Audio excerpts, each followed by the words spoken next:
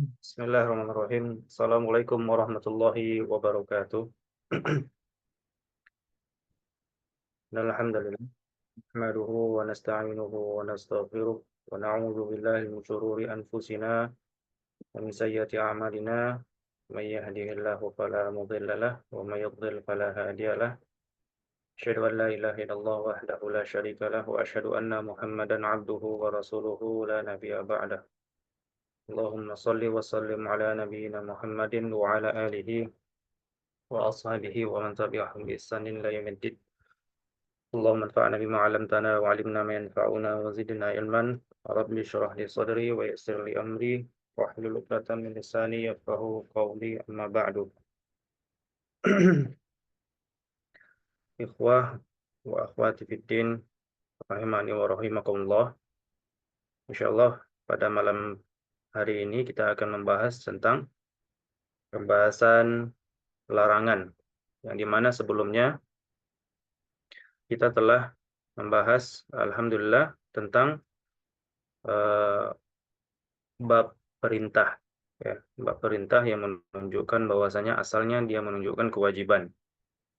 Untuk pada malam ini yaitu kaidah terakhir dalam memahami nas syariat adalah tentang larangan. Bagaimana kita bisa mengetahui bahwasanya dalam teks syariat memiliki kandungan larangan. Kemudian larangan tersebut menunjukkan atas hal apa. Ya, maka di sini dikatakan oleh Syekhuna Wahid Abdus Salam Bali hafizahullah taala, at-tabitul hadi al-ashar an-nahyu lit-tahrimi illa biqarinatin sharifatin ila ghairihi wa lahu siyaghun masyhurah. Bahwasanya hukum asal dari larangan adalah pengharaman, kecuali ada indikasi yang memalingkannya dari hukum asal tersebut. Dan untuk larangan memiliki beberapa siyaghun masyhurah, memiliki beberapa teks-teks atau kata-kata yang masyhur di dalam bahasa Arab yang menunjukkan bahwasanya itu adalah larangan. Ya. An-nahyu fil lughah al-man'u. Nahyu dalam bahasa Arab dinamakan al-man'u, sesuatu yang melarang.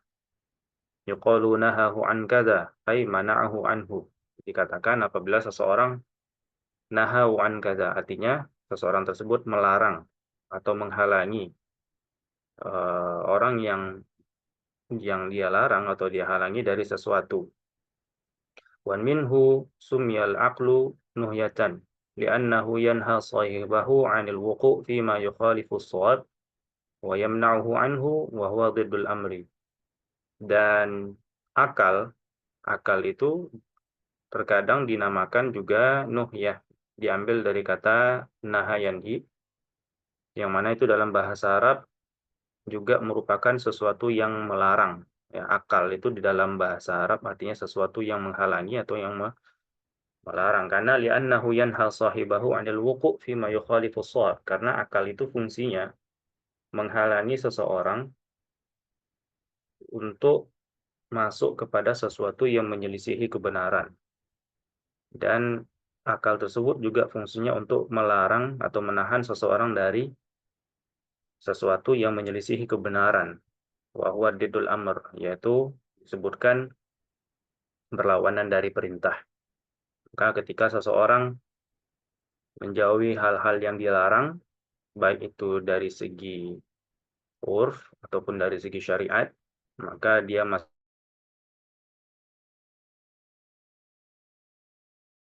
yang buruk namanya, ya, karena akalnya yang bisa memiliki kemampuan untuk membedakan yang mana yang baik dan mana yang salah, maka dinamakan berakal. Wan nahyu istilahan talabul kaffi 'anil fi'li 'ala wajhil isti'la. La taf'al. Secara istilah, ini secara istilah ilmu usul fikih, nahyu itu adalah talabul kaf 'anil fi'li. Itu sesuatu yang menuntut untuk berhenti dari sebuah pekerjaan 'ala wajhil isti'la. Biasanya larangan itu datang dari uh, orang yang berada di atas yang dilarang, ya, dengan kata larangan yang berupa la taf'al. Ya, la taf'al ini adalah salah satu kata di dalam bahasa Arab yang menunjukkan larangan. Artinya jangan lakukan, jangan engkau lakukan. Wa nahyu litahrim fil asal, ya, annahu idza jaa nahyu min asy-syar'i yaqtadi tahrima wa la yusrifu anhu ila biqarinatin wa la yusrafu anhu ila biqarinatin. Ya, larangan yang dimana itu dalilnya adalah dari syara', bahwasanya ketika syara' itu melarang sesuatu, maka pada asalnya itu adalah pengharaman. Dan tidaklah dia dipalingkan kecuali ada indikasi atau ayat lain atau hadis lain yang berkaitan dengan konteks yang sama, yang nantinya akan memalingkan dari hukum asalnya tersebut, yaitu larangan. Ya. Wa yastadiluna lidzalika bi'iddatin adillatin minha qauluhu ta'ala wa ma atakumur rasulu fakhudhuhu wa ma nahakum anhu fantahu. Di antara dalil yang menunjukkan bahwasanya larangan itu adalah pengharaman adalah dari firman Allah Subhanahu wa taala, apa yang dilarang oleh Rasul kalian terhadap kalian, maka apa yang datang dari Rasul kalian itu berupa perintah misalnya, ya, fakhuzuhu, maka ambillah dia. Ya, wa manahakum anhu fantahu, dan apa yang Rasul kalian larang kepada kalian terhadap sesuatu, maka fantahu, maka berhentilah. Ya, wajul dilalahnya atau sisi pendalilan dari ayat ini, anallahu azza wa jalla amara bil intiha amma naha anhu rasuluhu sallallahu alaihi wasallam. Sisi pendalilan di sini adalah Allah Subhanahu wa taala memerintahkan umatnya, memerintahkan hambanya untuk berhenti dari apa yang telah dilarang oleh Rasulullah sallallahu alaihi wasallam. Fadalla ala anna al-manhiya anhu ala sabilil hatmi wal ilzam bitark. Dan larangan tersebut sifatnya tegas dan mengilzamkan seseorang untuk meninggalkan apa yang telah dilarang. Dan itu adalah pengharaman. Allah Azza wa Jalla qala bi sighatin nahyi 'anil muharramat. Dan Allah menggunakan kata larangan dalam hal-hal yang dilarang, ada hal-hal yang diharamkan. Ya, di sini dikatakan fantahu. Ya, itu salah satu bentuk kata larangan di dalam bahasa Arab. Ya. Begitu juga Allah mengatakan bukum alaikum alla tusyriku syai'a wa bil walidaini ihsana wala taqtulu. Nah, wala taqtulu di sini juga perintah larangan, ya. Wala taqtulu auladakum min imlaq nahnu narzukum wa iyyahum wala taqrabul fawahisha. Nah, wala taqrabu ini juga larangan, ya, dengan bentuk fiil mudhari dengan diikuti sebelumnya adanya kata huruf lan nahiyah, ya, di dalam bahasa Arab. Dan wala taqtulun nafsal lati haramallahu illa bil haq. Ini juga larangan, janganlah kalian bunuh seseorang, sebuah jiwa yang mana Allah haramkan atas jiwa tersebut untuk dibunuh kecuali atas dasar yang hak. Ya. Dzalikum wassaqum bihi la'allakum ta'qilun. Ini adalah wasiat untuk kalian agar kalian berpikir. Wa hadzal nahyu minasy-syar' min irtikabil muharramat. Dan di sini dalam ayat ini ada beberapa kata-kata dalam bahasa Arab yang menunjukkan larangan. Dan mayoritas dari larangan yang kita temukan dalam teks yang kita bacakan tadi adalah berupa fi'il mudhari yang dijazmkan dengan huruf lan nahiyah. Di antaranya adalah alla tusyriku, kemudian wala taqtulu, kemudian wala taqrabu, wala taqtulu. Nah, itu semuanya adalah teks yang menunjukkan larangan. Dan larangan tersebut menunjukkan kepada pengharaman. Ya, begitu juga dalam hadis Nabi SAW dari Abu Hurairah radhiallahu anhu mengatakan, annahu qala da'uni ma taraktukum innama halaka man kana qablakum bisu'alihim wa ikhtilafihim ala anbiya'ihim fa idza nahaitukum an syai'in fajtanibuh wa idza amartukum bi amrin fa'tum minhu mastata'tum. Nah, di sini kata Rasulullah SAW, fa idza nahaitukum an syai'in fajtanibuh. Ketika aku sudah melarang kalian tentang sesuatu, maka jauhilah. Nah, fajtanibuh ini adalah salah satu bentuk kata dalam bahasa Arab yang menunjukkan adanya pelarangan. Fajtanibuh artinya jauhilah yang telah aku larang terhadap sesuatu, jauhi dia. Ya, kadzalika dalala lughah tadullu ala anna nahya yanbaghi an yutraka wa anna fa'ilahu yusafu bil mukhalifi wa yastahiqul uqubah. Dan di dalam bahasa Arab juga larangan itu harus ditinggalkan dan pelakunya disifati dengan orang yang menyelisihi dan layak untuk mendapatkan hukuman nantinya. Saufa ya'ti dzalika tafsilan fi siyaghin nahi. Nanti akan ditunjukkan apa saja kata-kata di dalam bahasa Arab yang mana nantinya kalau terdapat dalam ayat Al-Quran atau hadis Nabi SAW yang menunjukkan bahwasanya itu adalah larangan. Kalau kita temukan kata-kata tersebut, maka pada asalnya dia adalah larangan dan pengharaman. Ya, kecuali nantinya ada qarinah, ada indikasi yang memalingkan dari hukum asal. Ya. Qala hafizahullah an-nahyu lit-tahrim illa bi qarinatin sharifatin ila ghairihi ay tusrifuhu ila qarahah. Apa maksud dari perkataan Syekh di sini? Bahwasanya kalau ada indikasi yang memalingkannya dari hukum asal, maka otomatis dia tidak menjadi haram lagi. Ya, indikasi tersebut nantinya akan membawa kepada hukum al-karahah atau hukum makruh. Nah, makruh ini sebagaimana yang kita bisa ambil dari apa yang telah disebutkan, pada asalnya datangnya adalah dari larangan berarti. Sehingga kalau larangan itu tidak tegas atau larangan tersebut tidak kuat, maka dia akan turun derajat menjadi makruh. Ya, yang tadinya makruh, kemudian yang tadinya haram menjadi makruh. Ya. Nah, contoh daripada larangan yang nantinya dipalingkan kepada makna makruh adalah dari hadis Nabi SAW, yang mana beliau melarang sholat di tempat dipeliharanya unta, tempat di mana dipeliharanya unta. Nah, ke hadis Bara anin Nabi SAW, naha anis sholati fi mabarikil ibil. Faqala la tusallu fi mabarikil ibil. Nah, di sini ada perintah larangan ya. Jangan kalian sholat di tempat di mana unta-unta itu dipelihara. Ya. Kemudian wa amara bis shalah fi mabarikil ghanam. Faqala sallu fiha fa innaha. Dan di satu sisi Nabi SAW memerintahkan sholat, yang memerintahkan sholat di tempat kambing-kambing dipelihara atau kandang kambing. Ya, sesungguhnya di sana ada keberkahan. Ya, di sini Nabi SAW membedakan antara kandang kambing sama kandang unta. Berarti Nabi SAW melarang sholat di kandang unta karena suatu sebab, dan pembolehan untuk sholat di kandang kambing karena suatu sebab. Yaitu di sini salah satu sebabnya ada barokah, keberkahan. Ya.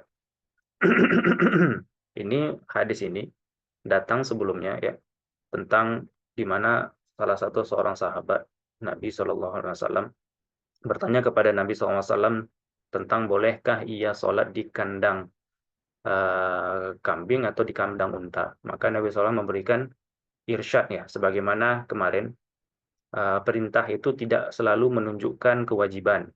Ya, terkadang dia menunjukkan adanya bimbingan atau irsyad.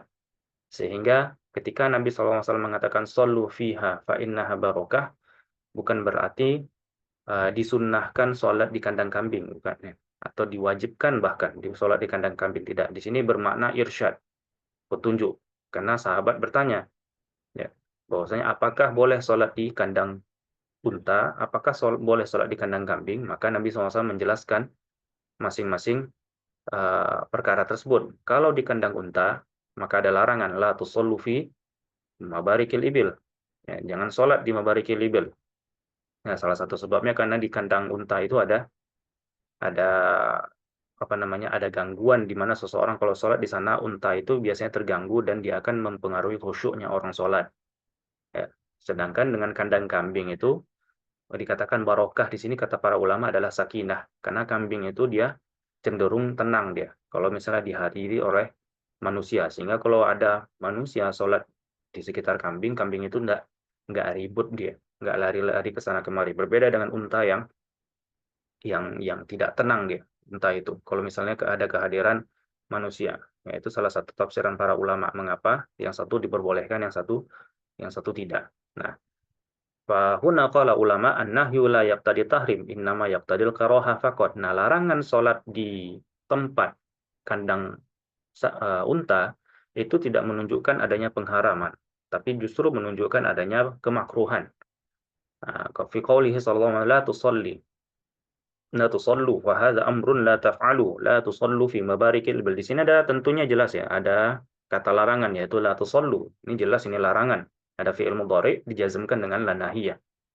Akan tetapi ternyata ada dalil yang memalingkannya dari asal perintah, asal asal larangan yaitu pengharaman, yaitu dari Nabi Shallallahu Alaihi Wasallam yang mengatakan al-ardu kulluha masjidun illal maqbarah wal hamam walaysa fiha mabarikul ibil. Nah, di dalam hadis Nabi Shallallahu Alaihi Wasallam beliau menyebutkan bumi ini seluruhnya adalah masjid, artinya tempat sholat, ya kecuali maqbarah wal hammam, kecuali kuburan dan hammam, itu tempat orang mandi atau tempat, waktu bahasa kita mungkin WC atau toilet ya.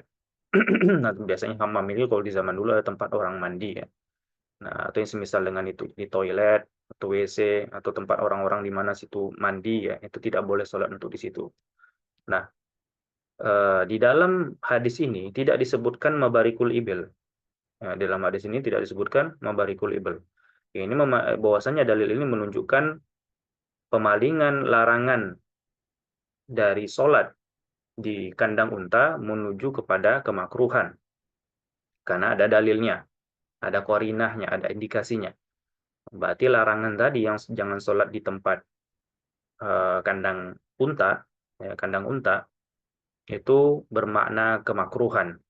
Ya, kalau kita sholat di kuburan atau sholat di hamam, nah, itu menunjukkan bahwasanya sholatnya itu tidak sah. Jadi kalau misalnya ternyata tempat sholat itu dilarang, tapi ternyata ada korinah, berarti tidak sampai mempengaruhi keabsahan sholat. Hanya saja makruh untuk sholat di tempat tersebut. Ya. Fadalla ala anna nahya huna 'anis shalah fiha laisa 'ala tahrim wa innama huwa 'alal karaha. Nah, dalil ini menunjukkan bahwasanya larangan sholat di tempat kandang unta tadi bukan haram, tapi justru kemakruhan. Ini adalah salah satu indikasinya yang memalingkan dari makna haram ke makna makruh ya. Makruh ya artinya kalau dikerjakan maka dia tidak berkonsekuensi dosa ya. Sedangkan kalau misalnya ditinggalkan maka mendapatkan pahala, itu makruh. Tapi kalau haram, kalau dikerjakan maka konsekuensinya adalah dosa. Tapi kalau ditinggalkan dia akan berpahala.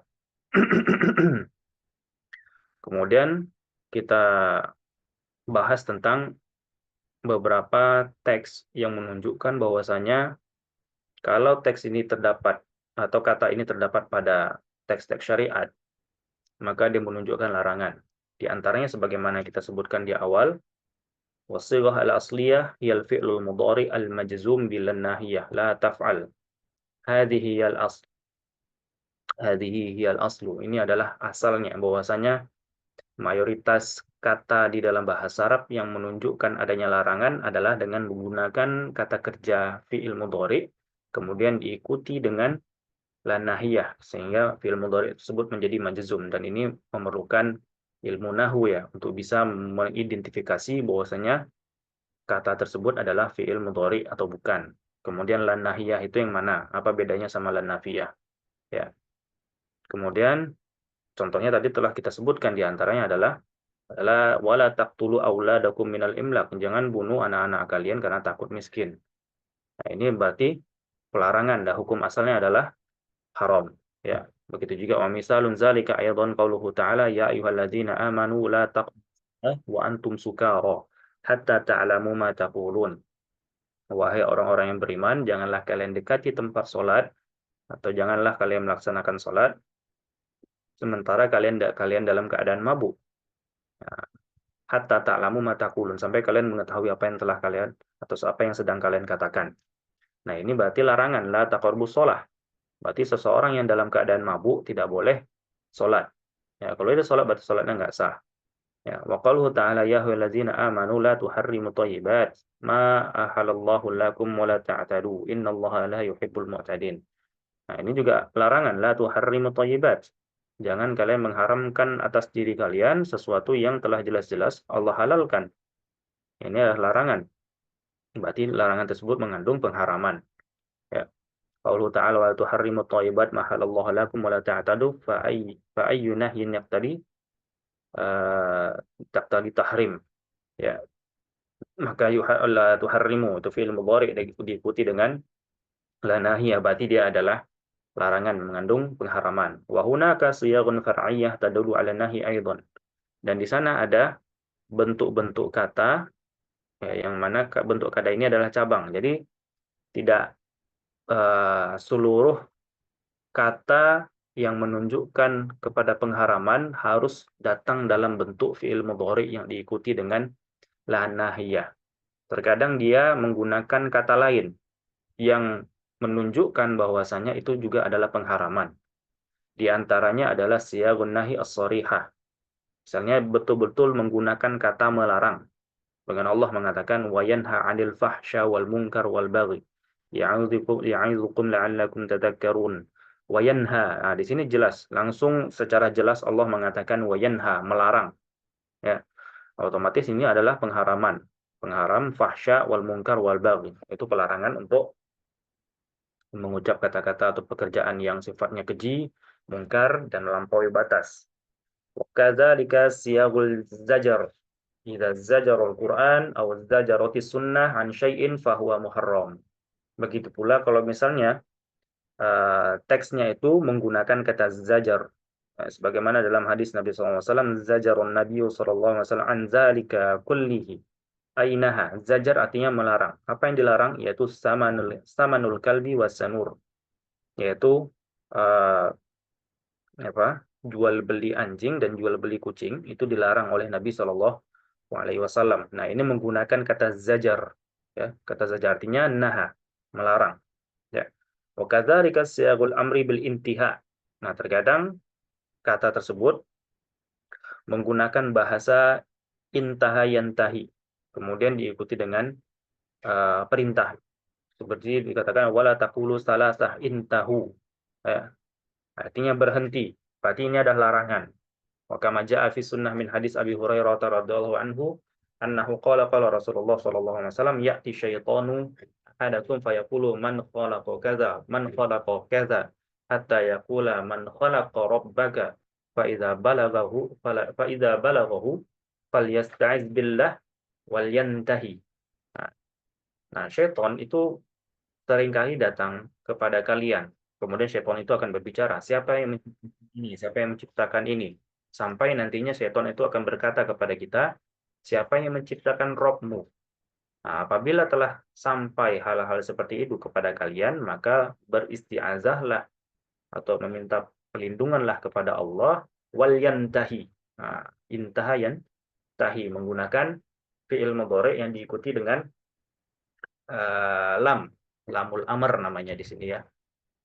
Lamul amr masuk kepada fi'il mudhari yang menjazmkan fi'il mudhari tersebut.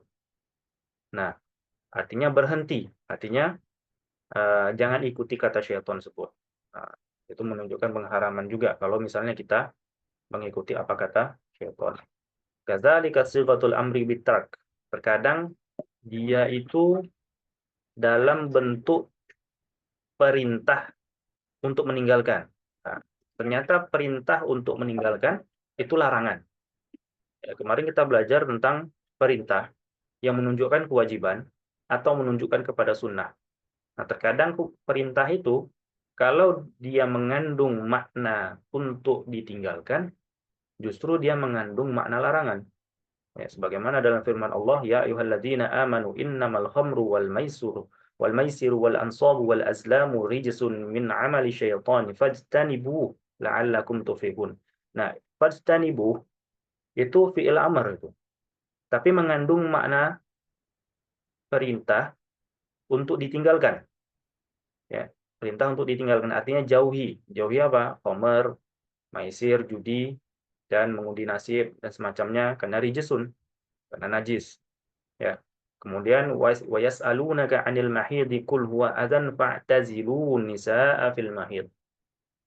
Fa'tazilu itu fi'il amr namun mengandung makna untuk meninggalkan. Ya, perintah untuk meninggalkan. Maka Allah Subhanahu wa taala mengatakan, mereka bertanya kepadamu tentang wanita yang haid. Maka Allah mengatakan untuk memerintahkan Nabi SAW berkata bahwasanya haid itu adalah azab, adalah najis. Maka jauhilah wanita-wanita kalian ketika dia dalam masa haid. Artinya jangan di berhubungan intim kepada istri-istri kalian ketika mereka dalam masa haidnya. Nah, ini perintah yang bermakna meninggalkan, untuk ditinggalkan. Berarti dia adalah larangan juga. Ya, berarti dia adalah larangan dan mengandung makna pengharaman. Ya. Begitu juga istilah lainnya, kullu ma rattaba alaihi syar'u uqubatan aw wa'idat dunyawin aw ukhrawin ka'ubatil hudud. Begitu juga kalau misalnya syar' atau Allah Subhanahu wa taala mengatakan tentang sesuatu atau melarang tentang sesuatu, ya, atau memerintahkan sesuatu yang diikuti dengan adanya hukuman, ukubah. Kemudian dalam teks tersebut juga mengandung adanya ancaman dunia atau ancaman ukhrawi. Ancaman dunia itu sifatnya seperti hukum had, ya, hukum had atau dalam fikih itu hukum jinayah, ya, hukum kriminal, ya. Allah Subhanahu wa taala mengatakan wasariqu wasariqah faqta'u aydiyahuma. Nah, di sini di mana perintah larangannya? Enggak ada. Kata larangannya enggak ada, ya. Di sini juga ada kata perintah, ya, kata perintah. Ya, tapi di sini disuruh untuk memotong tangan-tangan orang yang mencuri, baik laki-laki maupun perempuan yang mencuri. Nah, berarti di sini ada ancaman duniawi yaitu hudud. Berarti mencuri itu haram hukumnya. Karena ada ancaman. Begitu juga wazaniyatu wazani fajlidu kulla wahidin minhuma mi'ata jaldah. Dan bagi laki-laki dan perempuan yang berzina, maka cambuklah mereka masing-masing 100 kali. Berarti ini ada ancaman duniawi. Maka menunjukkan bahwasanya berzina itu hukumnya haram. Ya. Begitu juga kadzalika ta'ud biilqab, diancam dengan adanya hukuman. Ya ayyuhalladzina amanu taqullaha wa dharu ma baqiya minar riba in kuntum mu'minina fa illam taf'alu fa'zanu biharbin minallahi wa rasulih wa in tubtum falakum ru'usu amwalikum la tazlimuna wa la tuzlamun. Di sini ada ancaman di sini, yaitu tentang masalah riba. Allah mengatakan fa illam taf'alu, ketika Allah sudah perintahkan untuk menjauhi riba, maka ketika seseorang tidak meninggalkannya, Allah ancam dengan apa? Fa'zanu biharbin minallah wa rasulihi. Maka umumkanlah peperangan dari Allah dan Rasulnya. Artinya Allah memerangi dan Rasulnya juga memerangi riba. Di sini ada apa? Ada ancaman hukuman yang menandakan bahwasanya riba itu hukumnya haram. Nah, tapi di sini kita tidak menemukan adanya fi'il mudhari diikuti dengan lam nahi. Begitu juga tidak diikuti adanya istanibuh, ya, untuk meninggalkan. Tapi di sini pengharamannya itu dengan menggunakan apa? Menggunakan adanya ancaman dalam teks tersebut. Baik itu ancaman duniawi dengan adanya hukum had atau ancaman ukhrawi yang dimana Allah di sini mengatakan tentang riba. Allah mengumumkan peperangan dari Allah dan Rasulnya bagi orang yang masih makan riba. Fahada tawa'udun minallahi azza wa jalla bi anna man lam yantahi an akli riba fasawfa yuharibuhu Allah azza wa jalla. Wa ma ra'ayna akila riba illa wa qad muhiqqullahu malahu wa barakatahu wa 'ada 'alaihi bil khizyi wal khusran. Nah, di sini dikatakan barang siapa yang tidak berhenti makan riba, maka Allah ancam dengan adanya pengumuman perang dari Allah. Begitu juga Rasulnya sallallahu alaihi wasallam. Wa ma ra'ayna akila riba illa qad mahikallahu malahu wa barakatuh. Dan tidaklah kami melihat orang yang makan riba itu kecuali Allah hilangkan hartanya dan hilangkan keberkahan hartanya. Dan dia dalam keadaan merugi. Ya. Kemudian, kadzalika tartibul la'nah 'alal fi'li fa innaha taqtadin nahya. Begitu juga kalau misalnya dalam teks tersebut ada laknat, ya, maka itu juga mengandung larangan. Kaqaulihi ta'ala innal ladzina kafaru wa matu wa hum kuffarun ulaika 'alaihim la'natullahi wal malaikati wan nasi ajma'in. Di sini ada kata laknat. Jadi sebuah perbuatan kalau dilaknat sama Allah, maka otomatis itu adalah larangan dan mengandung pengharaman. Ya, sungguhnya orang-orang kafir dan mati dalam keadaan kafir, sungguhnya itu adalah mereka itu dilaknat sama Allah dan malaikat dan manusia seluruhnya. Berarti kufur, kekafiran, hukumnya haram, harus ditinggalkan dan pelakunya mendapat laknat. Ya. Kemudian wa an Aisyah radhiyallahu anha 'anil Nabi sallallahu alaihi wasallam annahu qala fi maradihi alladhi mata fihi la'anallahu al-yahuda wan nasara ittakhadhu qubur anbiya'ihim masajida. Qalat walaula dzalika la abrazu qabrahu ghairu anni akhsha an yuttakhadha masjida. Nah, dari Aisyah radhiyallahu anha dari Nabi sallallahu alaihi wasallam ketika beliau dalam kondisi sakit. Nah, Nabi SAW mengatakan, Allah melaknat Yahudi dan Nasara. Kenapa melaknat? Karena perbuatan mereka itu menjadikan kuburan-kuburan nabi-nabi mereka itu seperti masjid. Ya, beribadah di sekitar kuburan mereka, ya, seperti Nasara dan Yahudi. Ya, qalat, Aisyah radhiyallahu anha mengatakan, seandainya bukan karena larangan dari Nabi SAW, walau lazalika, maka aku akan menampakkan kuburan dari Nabi SAW, artinya akan sedikit meninggikan, ya, atau mungkin Aisyah akan membuat kuburan tersebut terjaga atau dirawat atau semisal dengan itu. Akan tetapi kata Aisyah radhiyallahu anha, akhsha an yuttakhadha masjidan, akan tetapi aku takut kuburan Nabi SAW akan dijadikan masjid, ya, sebagaimana perbuatan Yahudi dan Nasara. Maka dikatakan fa fihi nahyu an bina'il masajid 'alal kubur. Di sini ada larangan. Larangan itu apa?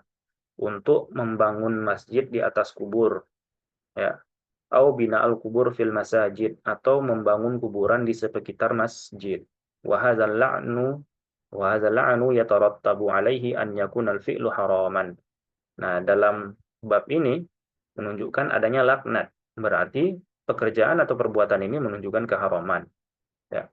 Kadzalika min siyaghil lati tadullu ala tahrim tasmiyatul fi'il fisqun aw khati'ah aw ghairu dzalik. Lakin hadza yadullu ala tahrim kama sabaqa fi ta'rifil haram wa dalal alaihi.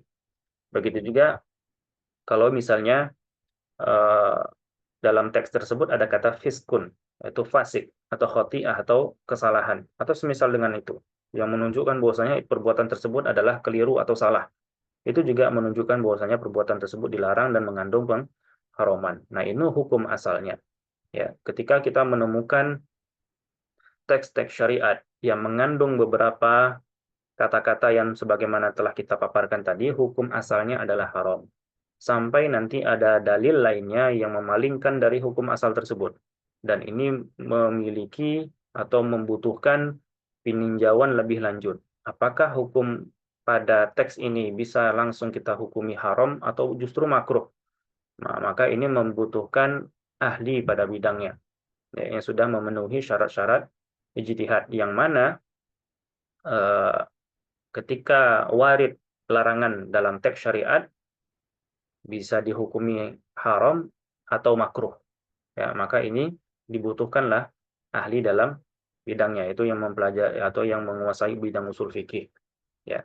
Adapun bagi kita yang belum memiliki kapasitas untuk meninjau hukum, maka cukuplah bagi kita ketika adanya larangan dalam sebuah amalan ataupun perkataan atau apapun itu dalam teks-teks syariat, untuk kita meninggalkan perkara tersebut.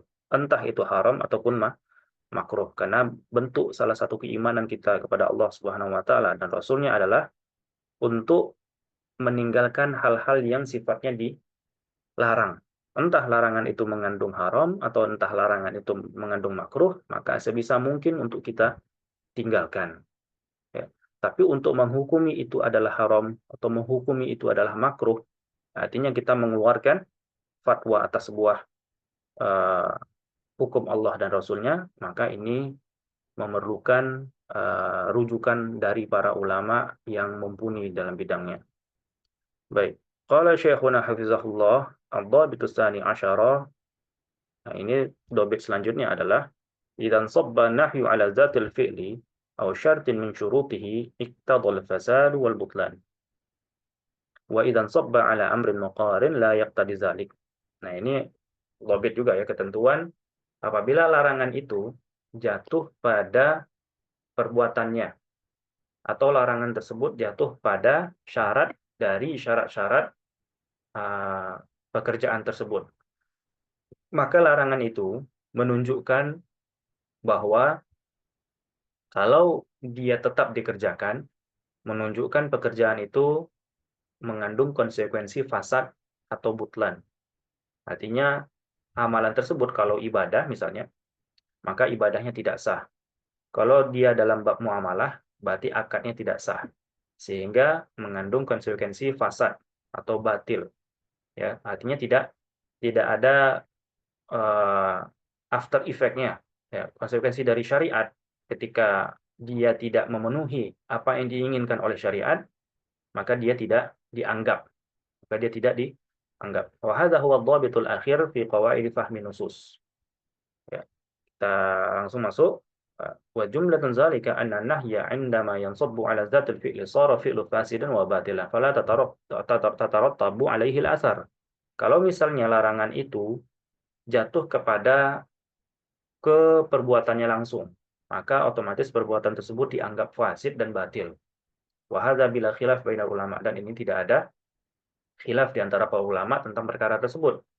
Dari mana dalilnya? Dari hadis Aisyah radhiyallahu anha mengatakan dari Rasulullah SAW, man ahdatsa fi amrina hadza ma laysa minhu aw ma laysa fihi fahuwa rad. Barang siapa yang mengamalkan sebuah pekerjaan yang tidak pernah diperintahkan oleh Allah dan Rasulnya, maka dia tertolak. Artinya, barang siapa yang mengamalkan sebuah amalan yang tidak ada datang dari syariat, maka dia tertolak.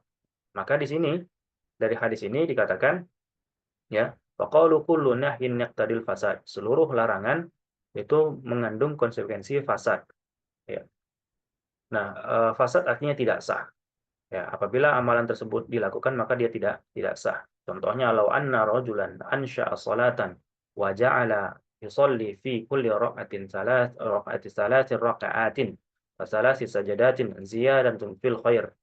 Kalau misalnya ada orang salat, kemudian dalam salatnya tersebut setiap rakaat, ya, setiap rakaat itu ada 3 ruku, kemudian ada 3 sujud.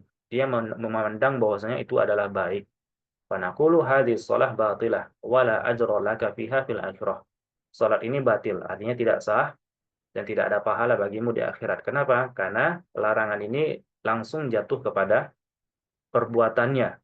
Ya, jadi kalau melakukan suatu perbuatan yang tidak ada dasarnya sama sekali dari syariat, seperti yang dilakukan lelaki ini, yang dia sholat tiga ruku dan 3 sujud dalam masing-masing rakaat, berarti sholatnya tidak sah dan tidak diterima, menunjukkan fasad. Ya, lima zali annaka ataita bi syai'in wa amrin lam yaf'alhu Nabi sallallahu alaihi wasallam. Kenapa fasad? Karena kamu mendatangkan sebuah perintah atau mendatangkan sebuah amalan yang dimana tidak dilakukan oleh Nabi sallallahu alaihi wasallam atau tidak diperintahkan oleh Nabi sallallahu alaihi wasallam. Ini kalau misalnya dalam bab ibadah. Kemudian dalam bab muamalat misalnya, ya, Nabi sallallahu alaihi wasallam itu pernah melihat atau pernah mendengar sebuah cerita dari Bilal radhiyallahu anhu. Qala Bilal kana indana tamrun radi fa bi'tu minhu sa'ain bisa'in litnut'im an-nabiy sallallahu alaihi wasallam. Faqala sallallahu alaihi wasallam inna dzalika awwah ainur riba. La taf'al walakin idza aradta an tashtariya hadza fabi' tamra bi bai'in akhar tsumma ishtarah. Di sini kita masuk pada akad muamalah yang di mana Bilal mengatakan kepada Nabi SAW, Bilal itu memiliki sebuah kurma, satu sok kurma yang dua sok kurma yang kondisinya ini jelek. Kemudian ditukar dengan satu sok kurma yang kondisinya bagus. Nah, sebagaimana kita ketahui dalam bab fikih, kurma ini termasuk komoditi ribawi. Kalau mau ditukar antara kurma sama kurma, maka itu harus sama takarannya. Minimal kalau mau ditukar, harus satu sok kurma dengan satu sok kurma. Tidak boleh dua sok kurma dengan satu sok kurma. Maka Nabi SAW mengatakan ainu riba ini adalah riba.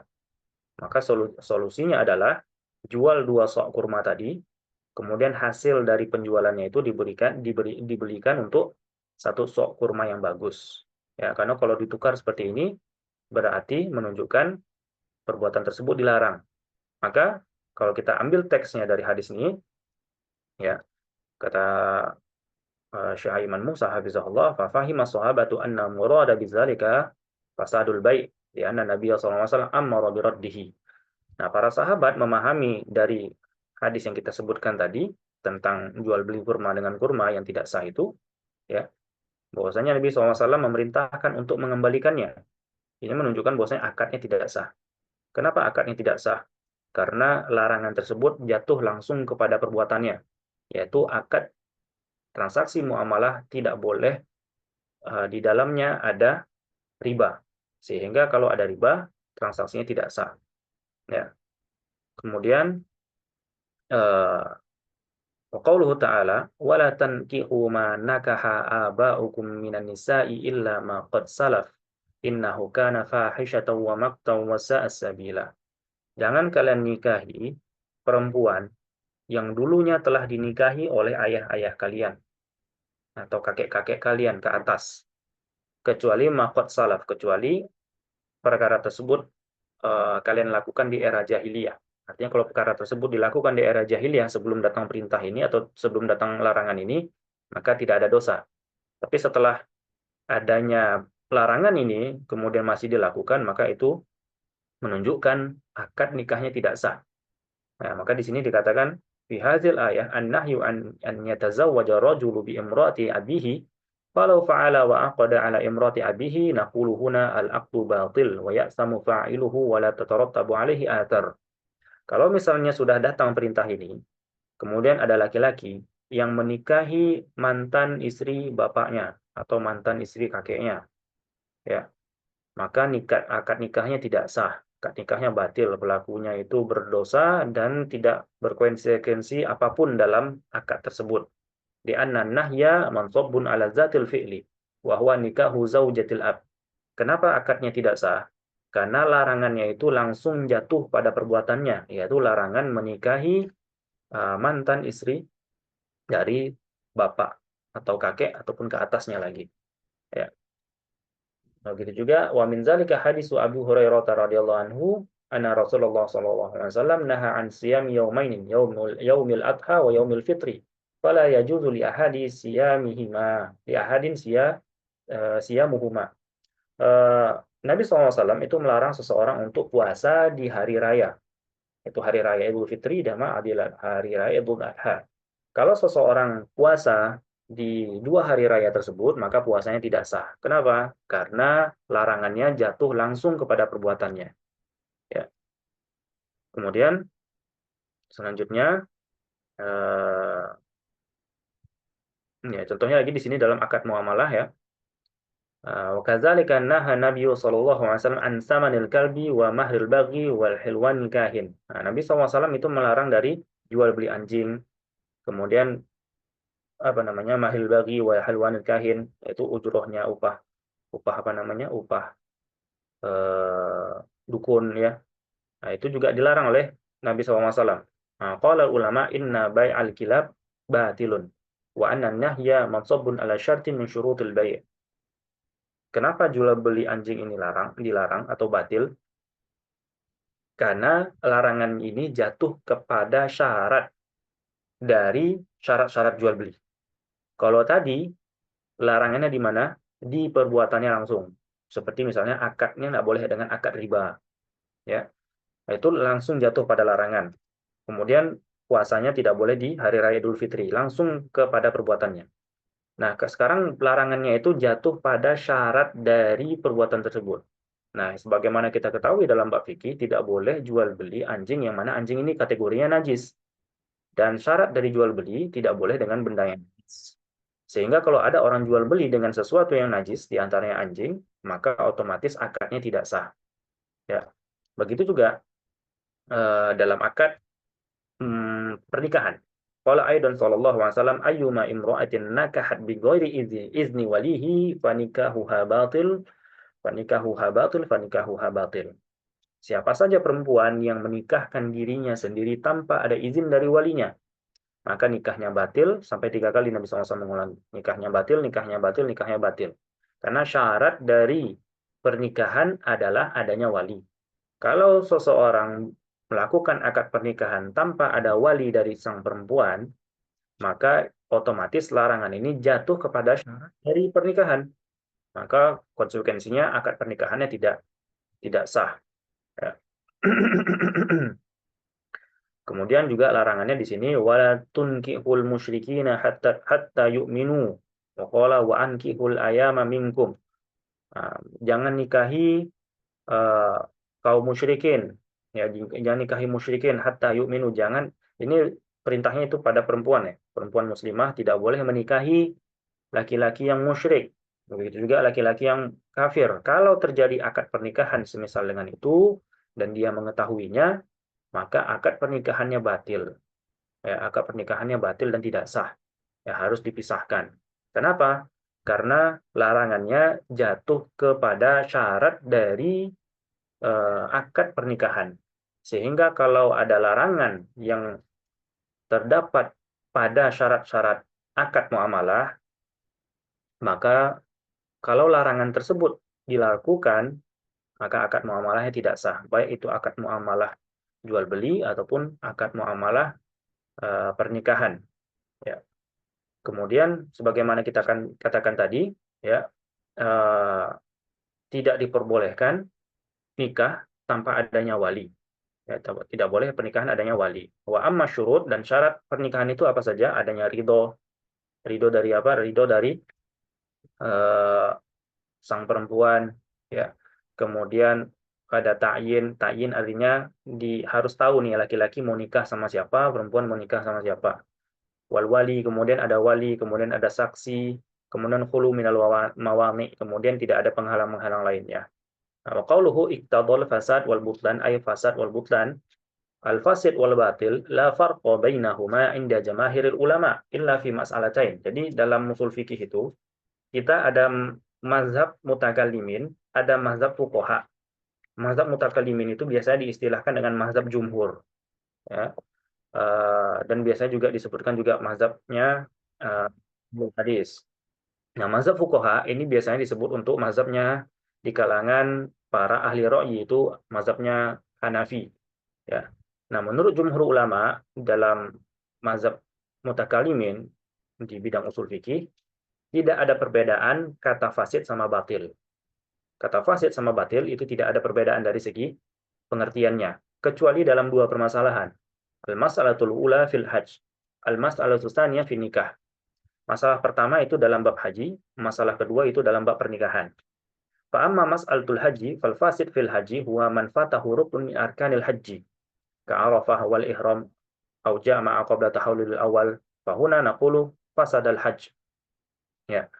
Lakin yajibu 'alaikal mudi fihi hatta tantahiya minal manasik hadzal fasid bi khilafil batil. Jadi dalam mazhab jumhur ulama, terutama dalam mazhab Syafi'i sendiri, dalam bab haji itu dibedakan antara batil sama fasid. Bahkan dibedakan antara rukun sama fardu.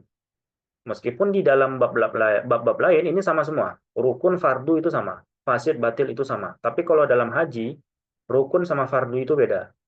Fasid sama batil itu beda. Fasid dikatakan di sini, kalau misalnya seseorang uh, tidak memenuhi salah satu rukun dari rukun-rukun haji. Misalnya dia tidak wukuf di Arafah, ya, atau tidak ihram di mikot misalnya, ya, atau dia melakukan apa namanya hubungan intim sebelum tahallul awal, ya.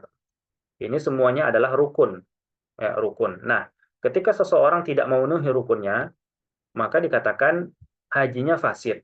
Apa artinya hajinya fasid? Hajinya fasid artinya hajinya ini tidak dianggap.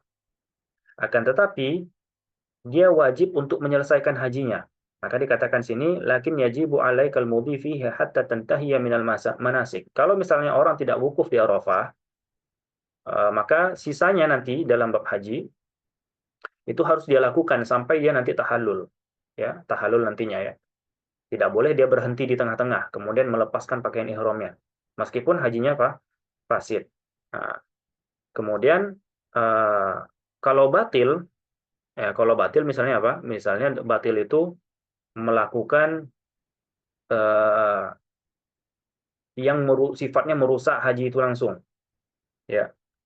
Seperti apa misalnya di sini? Kalau anna hadzal rajula irtadda 'anil Islam fi Arafah. Sekarang bukan hanya sekedar nggak wukuf di Arafah, pas Arafah dia murtad. Nah, ini kemurtadan ini sifatnya itu bukan hanya sekedar bikin haji fasid, tapi dia juga batil, ya. Naqulu batala hajjuka wa la yajibul mudhi fihi bal yukhruju wa la yadkhulu Makkah. Yukhraju, dikeluarkan dari Mekah. Tidak boleh masuk Mekah dia. Dan tidak boleh untuk melaksanakan sisa hajinya. Langsung batal seketika. Langsung lepaskan pakaian ihramnya. Ya. Kemudian begitu juga wakadzalika fi nikahil fasid ma faqada syarton min syurutihi ka nikahil mar'ah bi ghairi idni walihi wal khilaf fi adadi radha'at. Ya, fa hadza fasid tatarattabu alaihi atharuhu. Nah, dalam bab nikah fasid juga dibedakan sama batil. Kalau batil itu sebagaimana kita katakan, kalau larangannya ini jatuh langsung kepada perbuatannya. Tapi kalau fasid, fasid ini larangan tersebut jatuh kepada syarat-syarat dari akad-akad pernikahan tersebut. Misalnya di sini ada perempuan yang nikah tanpa ada izin walinya atau tanpa ada wali. Maka kita katakan nikahnya nikah nikah fasid. Ya, nikah fasid. Meskipun nikah fasid ini nikah fasid ini dianggap oleh jumhur itu tidak sah, tapi dalam mazhab Hanafi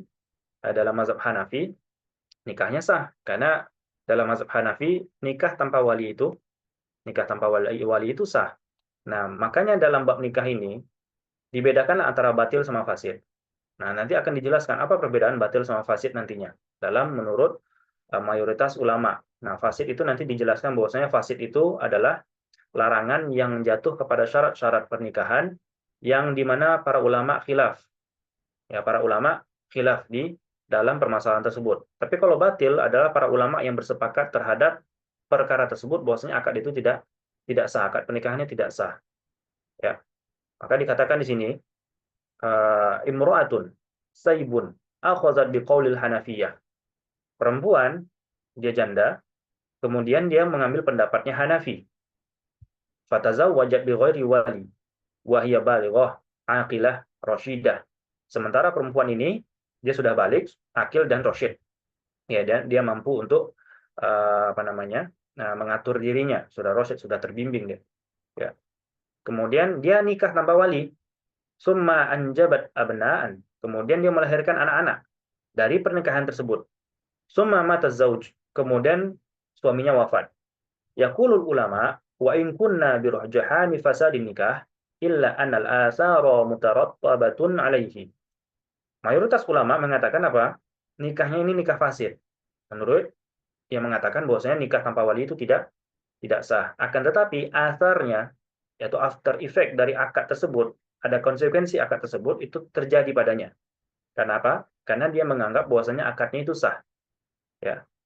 Menurut mayoritas ulama ini namanya nikah syubhat namanya. Ya, nikah syubhat itu nikah yang ketika dilakukan ada syarat-syarat yang tidak terpenuhi. Ya, ada syarat-syarat yang tidak terpenuhi. Ya, karena adanya syubhat. Syubhat itu apa? Maksudnya syubhat itu adalah seseorang menganggap nikahnya itu sah, padahal tidak sah. Ya. Atau mungkin menurut sebagian ulama sah, tapi menurut sebagian ulama tidak sah. Itu juga namanya nikah syubhat. Nah, karena nikahnya nikah syubhat, sebagian ulama mengatakan fasad, sebagian ulama mengatakan sahih, maka konsekuensi dari akad tersebut itu tetap ada. Apa konsekuensinya? Fayun sabul auladu ila rojul. Ya, sebenarnya kan tidak boleh nikah tanpa ada wali nih. Tapi karena di sini ada pendapat ulama yang membolehkan, ya, atau mungkin perempuan ini nggak tahu, mungkin perempuan ini nggak tahu bahwasanya nikah tanpa wali itu tidak sah, ya. Maka dikatakan nikah syubhat. Nah, nikah syubhat ini konsekuensi dari akad itu masih ada. Anaknya itu masih dinasabkan kepada bapaknya. Kemudian watarisul mar'u minhu wa ta'taddu. Kemudian perempuannya yang mana janda tadi itu masih mewarisi dari suaminya ketika wafat dan beriddah. Wa hadza binisbah lil fasid li'annahu faqada syartan. Dan ini adalah dikatakan fasik karena apa? Salah satunya karena syaratnya tidak terpenuhi, gitu. Ya. Kemudian kadzalika law tazawwaja rajulun bi imra'atin. Begitu pula kalau misalnya laki-laki nikah sama perempuan. Summa zahara annahu rada'a 'alaiha iddatan murada'at. Dan ternyata si perempuan ini, ya perempuan ini adalah anak sepersusuannya mungkin. Ya, anak sepersusuannya. Dia nggak tahu laki-laki ini. Atau mungkin saudari sepersusuannya, tapi dia nggak tahu. Ya, summa zahara katanya di situ. Semuanya tampak ternyata perempuan ini adalah saudari sepersusuannya misalnya. Ya, dengan terpenuhi dengan syarat-syarat sepersusuan. Maka bagaimana nikahnya? Nikahnya fasid, harus dipisahkan. Fahuna yufraqu bainahuma li fasadin nikah. Harus dipisahkan. Tapi asarnya ada nggak? Misalnya anaknya ini lahir daripada akad pernikahan tersebut. Kemudian bagaimana dengan harta warisan dari si laki-laki kalau misalnya perempuan ini eh, masih dalam kondisi pernikahan, kemudian setelah laki-laki ini dapat, perempuannya baru tahu ternyata dia adalah saudara sepersusuan. Maka dikatakan lakin taba alaihi al-atharu fi nisbatil aulad ilaihi. Ya, maka anaknya ini masih dinisbahkan kepada bapaknya. Kalau misalnya si laki-laki ini sudah meninggal, si perempuan baru tahu ternyata dikabari itu adalah apa namanya saudara sepersusuanmu. Nah, si perempuan tetap dapat warisan karena nikahnya nikah syubhat, nikahnya nggak sah, fasid. Tapi konsekuensi dari akadnya masih ada. Ya. Dan begitu juga dia tidak dihukumi dengan had zina karena nikahnya nikah syubhat. Nah, nikah syubhat itu adalah di mana had zina itu gugur atas kedua belah pihak yang berakad. Ya. Kemudian amma man tazawwaja bi imraati abihi fa hadza nikahu batil wala tatarattaba alaihi al-athar. Nah, kata Syekh Aimun Musa di sini, kalau misalnya ada seorang laki-laki yang menikahi perempuan, perempuan ini adalah mantan ayahnya, maka ini nikahnya batil. Kalau dia tahu, ya kalau dia tahu bahwasanya perempuan ini adalah mantan istri bapaknya, tahu dia, maka nikahnya batal dan tidak ada asar, tidak ada konsekuensi akad. Kenapa tidak ada konsekuensi akad? Karena dari awal dia tahu itu adalah uh, mantan istri bapaknya. Sama seperti tadi, kalau misalnya si perempuan atau si laki-laki tahu bahwasanya mereka adalah saudara sepersusuan, dari awal sudah tahu, masih dilangsungkan akadnya, maka barulah terjadi akad yang batil, dan kalaupun lahir anak, baru anak ini tidak bisa dinasabkan kepada bapaknya. Ya, karena anaknya lahir dari anak zina. Kecuali nikahnya nikah syubhat. Seperti misalnya, dia nikahi sama perempuan yang ternyata dia baru tahu itu adalah mantan istri bapaknya. Ya. Kemudian sudah lahir anak. Anaknya ini masih dinisbahkan nggak ke bapaknya, ke laki-laki tersebut masih. Karena nikahnya nikah syubhat, karena dia nggak tahu dari awal. Nah, tapi kalau nikahnya atas dasar ilmu, sudah tahu nggak boleh nikah sama mantan bapak, nggak boleh nikah sama saudara sepersusuan, masih juga dilanjutkan, nikahnya fasid dan tidak ada konsekuensi dari akad tersebut. Ya. Maka dikatakan di sini al-fasid fi nikahi makhtalafal ulama fi fasadihi wal batil ma ajma'al ulama wa ala fasadihi. Nikah fasid di dalam bab nikah, ya nikah fasid artinya nikah yang di mana terjadi di mana nikahnya ini masih ada ikhtilaf para ulama. Kemudian nikah batil adalah nikah yang disepakati oleh para ulama bahwasanya nikah tersebut adalah batil. Ya, seperti misalnya diijma'kan oleh para ulama seperti nikah laki-laki terhadap ibunya, ya, atau ibu sepersusuannya, atau sadari sepersusuannya, amah wa khalah wa zaujatil ab wal muharramati dan seluruh mahram-mahramnya. Ini disepakati, ya disepakati bahwasanya laki-laki kalau melangsungkan akad nikah dengan mahramnya dan dia tahu, akadnya nggak sah. Tapi kalau dia tidak tahu, Ya, karena adanya syubhat, maka pada saat itu akadnya sah pada saat itu. Tapi kalau nanti dia sudah tahu, maka harus dipisah. Perempuannya beriddah. Kalau punya anak, anaknya masih dinasabkan kepada si bapak dan masih mewarisi. Karena nikahnya nikah syubhat. Ya, kadzalika ajma'u ala butlani man tazawwaja ukhtahu min ar-radha'ah wa huwa ya'lam, di sini dikatakan. Begitu juga mereka bersepakat kalau ada seseorang menikahi saudari sepersusuannya dan dia tahu nikahnya batil, masih dilangsungkan juga. Maka kalau lahir anak, anaknya dia jadi anak zina, tidak mewarisi juga dan tidak ada iddah. Ya. Kemudian lakin ikhtalafu fi man tazawwaja bila waliyin aw bila ridha aw bila syurutin khilafan lil Hanafiyah. Nah, jadi kalau misalnya nikahnya ini nikah, kita katakan nikah syubhat. Jadi satu ulama mengatakan nikahnya sah, satu ulama mengatakan nikahnya tidak sah. Maka kita katakan kalau memang dia ini mengambil pendapat yang sah, misalnya dia nikahnya di India. India itu kan mazhabnya Hanafi yang mayoritas. Kemudian melangsungkan akad pernikahan dengan mazhab Hanafi tanpa ada wali. Maka kita katakan nikahnya sah. Kita katakan nikahnya sah, tapi menurut mayoritas ulama nikahnya fasid. Tidak perlu dipisahkan. Karena pada saat itu dia mengambil pendapat yang sah. Karena di situ berselisih para ulama. Ya. Kecuali nikah yang memang sudah ketahuan dan disepakati para ulama nikahnya itu nggak sah. Seperti nikah dengan mahram, nikah dengan sepersusuan, nikah dengan mantan bapak. Nah, ini sepakat para ulama harus dipisahkan. Nah, nggak boleh tetap disatukan. Ya. Kemudian terakhir, wa idan sabba ala amrin muqarin la yaqtadi zalika, ay la yaqtadi fasad wala tahrim. Kalau misalnya larangan itu jatuh kepada hal yang muqarin, yang mengiringi perbuatan tersebut, tapi dia tidak masuk kepada perbuatan tersebut. Contohnya apa? Di sini katakan kasolati fi thawbil maqsuf. Seperti salat eh, dengan memakai pakaian yang dicuri. Pakaian ini pakaian ini kan tidak disyaratkan apakah dia ini harus punya dia ataupun punya orang lain. Tapi yang jelas dia harus nutup aurat. Nah, karena dia tidak apa namanya, tidak berkaitan langsung dengan perbuatan tersebut, maka dia tidak mengandung konsekuensi batil atau fasid. Ya, maka sholatnya tetap dikatakan sah. Begitu juga wakal wudu ibil ma'il maqsuh. Begitu juga misalnya kalau seseorang berwudu dengan air yang dicuri atau air yang diwakafkan, kemudian diambil wudu di situ, ya. Selama terpenuhi syarat-syaratnya, rukun-rukunnya dalam wudu tersebut, meskipun air tersebut air curian, karena tidak dipersyaratkan air itu harus milik orang lain atau air itu harus milik dia. Yang penting syarat dan rukunnya terpenuhi, maka wudunya sah. Meskipun dia berdosa, karena airnya itu dari curian. Begitu juga tadi, meskipun dia berdosa, pakaiannya itu hasil dari curian. Ya, jadi kalau misalnya larangan itu tidak langsung berkaitan dengan perbuatannya, tidak langsung berkaitan dengan syarat dan rukunnya, maka amalan tersebut sah, akadnya juga sah. Kalau dalam masalah akad seperti misalnya al-bai' wa syira' fil masjid, ada jual beli di masjid, ya. Wal fi'lu sahih wal fa'il asim, maka akadnya sah tapi berdosa. Nah, karena uh, Nabi SAW mengatakan, katakanlah kepada orang yang jual beli di masjid, ya masih di dalam area masjid yang diwakafkan itu, la arbahullahu tijarataka.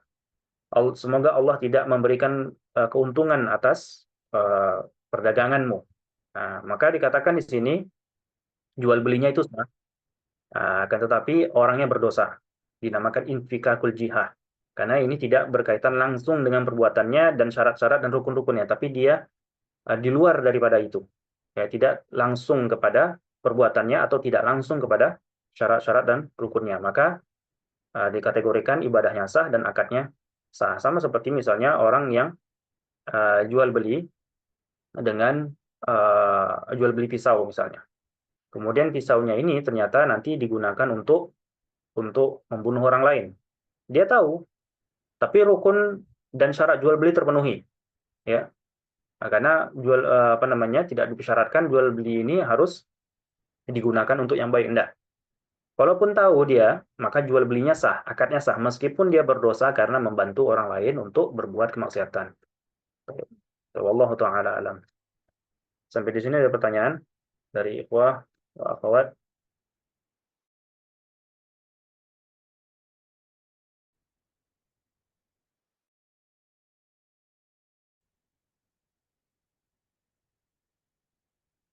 Apaan baru kebaca.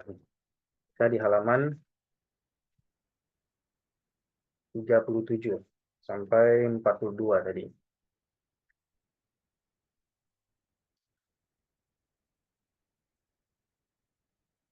Pertanyaan dari akhwat, mungkin bisa kalau tidak lewat suara bisa lewat chat di sini.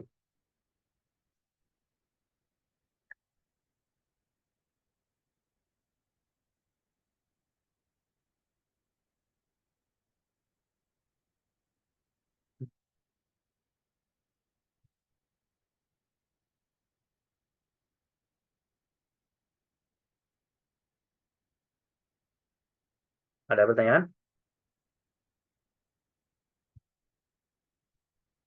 Silahkan bisa dibuka mic-nya atau mungkin lewat chat juga bisa.